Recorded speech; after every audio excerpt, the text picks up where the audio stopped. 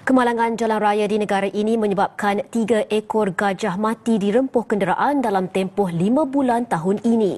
Menteri Sumber Asli dan Kelestarian Alam Nik Nazmi Nik Ahmad menyifatkan angka itu sebagai tinggi. Katanya 8 kes gajah mati dilanggar sejak 2020. Nik Nazmi berkata kematian 3 ekor gajah akibat nahas jalan raya tertinggi tahun ini berbanding 1 kematian pada 2020 dan masing-masing 2 gajah pada 2021 dan 2024. Dalam tempoh sama, lebih 2,300 pelbagai spesies termasuk haiwan terancam mati dilanggar kenderaan. Beliau mengulas insiden membabitkan seekor anak gajah jantan yang dirempuh lori dekat Grid Perak semalam. Kita telah perkenalkan dengan alat pengesan, dia dapat kesan kehadiran gajah dan juga dia ada lampu supaya lebih berkesanlah untuk mereka yang memandu di kawasan-kawasan yang ada risiko tinggi roadkill.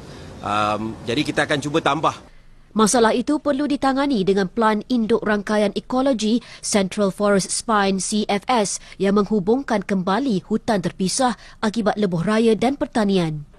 Pembinaan struktur lintasan hidupan luar dilakukan di lokasi terpilih.